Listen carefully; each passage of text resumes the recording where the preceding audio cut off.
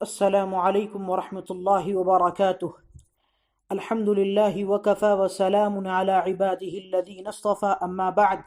اشہد ان لا الہ الا اللہ اشہد ان محمدا عبدہ ورسولہ۔ درس شخصیات میں آپ تمام کا استقبال ہے۔ اہلا وسہلا مرحبا۔ آج ہم ایک عظیم شخصیت کی سیرت کو سنیں گے انشاءاللہ۔ وہ عظیم شخصیت علامہ خطیب بغدادی علیہ الرحمہ کی ہے۔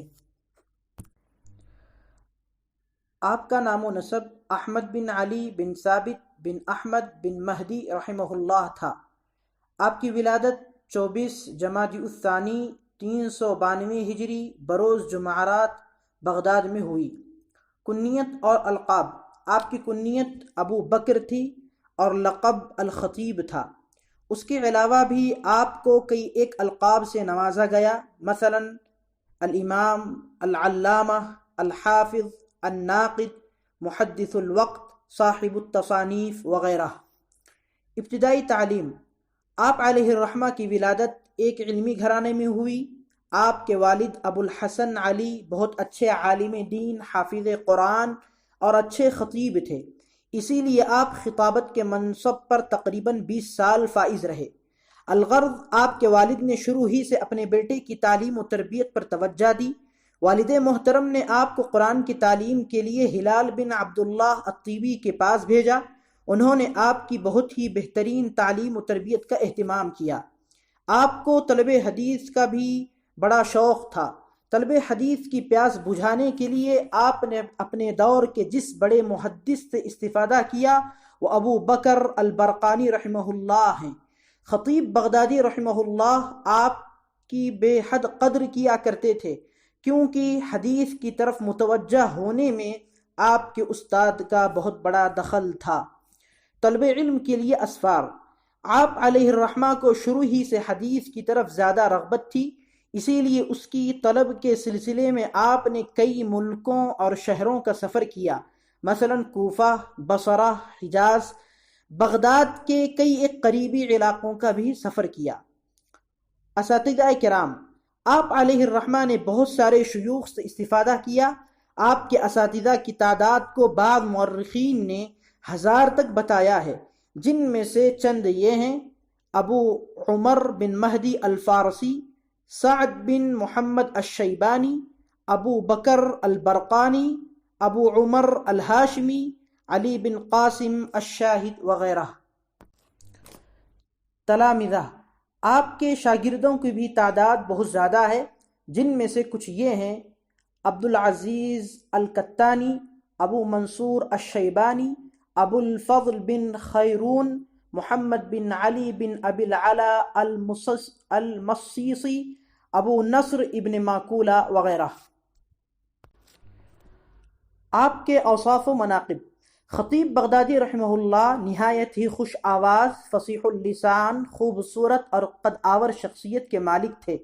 تذکرہ نگاروں نے لکھا ہے کہ خطیب بغدادی رحمہ اللہ بہت دولت مند گھرانے سے تھے اور اپنی دولت کو علماء حدیث اور طلباء پر خرچ کرتے تھے۔ مولانا یاقوت بن عبداللہ الحموی رحمہ اللہ لکھتے ہیں کہ خطیب بغدادی اپنے اعمال میں مخلص تھے، دنیا سے بے رغبتی کرنے والے تھے۔ آپ علیہ الرحمہ نہایت ہی تواضع پسند، عاجزی و انکساری کے پیکر تھے، جس کا اندازہ اس واقعے سے لگا سکتے ہیں۔ سعید المؤدب رحمہ اللہ کہتے ہیں، ایک مرتبہ میری ملاقات خطیب بغدادی رحمہ اللہ سے ہوئی۔ میں نے ان سے عرض کیا، آپ حافظ ابو بکر ہیں؟ ابو بکر یہ خطیب بغدادی رحمہ اللہ کی کنیت تھی۔ تو خطیب بغدادی رحمہ اللہ سے جب انہوں نے سوال کیا کہ کیا آپ حافظ ابو بکر ہیں، تو خطیب بغدادی نے جواب دیا، میں صرف احمد بن علی الخطیب ہوں، حافظ تو امام دار قطنی رحمہ اللہ تھے۔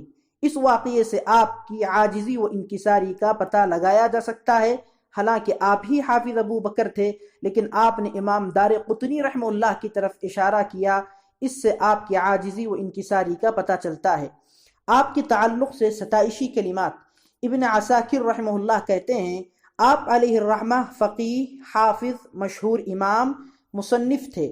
ابو اسحاق الشیرازی کے رحمہ اللہ کہتے ہیں، آپ معرفت حدیث حفظ حدیث میں امام دار قطنی رحمہ اللہ کی طرح تھے۔ آپ علیہ الرحمہ کی آخری وصیت۔ آپ علیہ الرحمہ کا آخری سفر حجاز کا تھا۔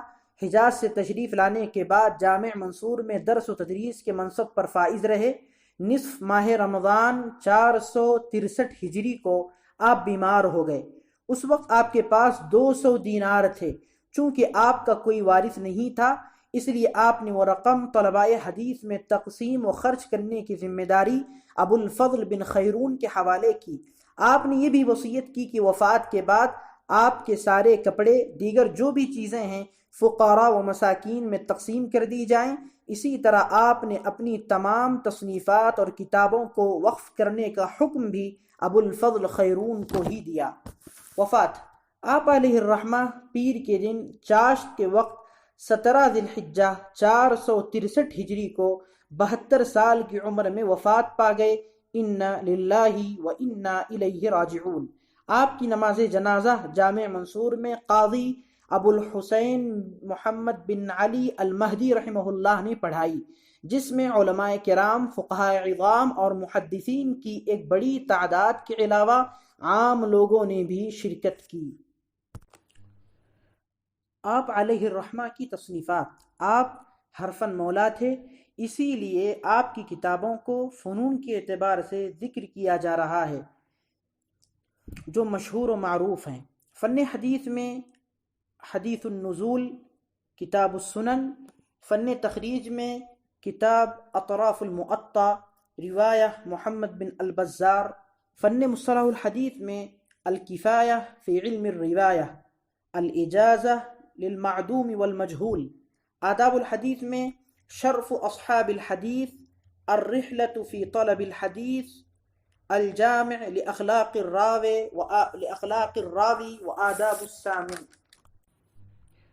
فن عقیدہ میں مسألۃ الکلام فی الصفات، اسی طرح القول فی علم النجوم۔ فن فقہ میں الغسل للجمعہ، اسی طرح الوضوء من مس الذکر۔ فن تاریخ میں تاریخ بغداد، مناقب الشافعی، مناقب احمد بن حنبل۔ آخر میں اللہ رب العالمین سے دعا ہے کہ اللہ ہمیں شخصیات کی سیرت کا مطالعہ کرنے کی توفیق عطا فرمائے۔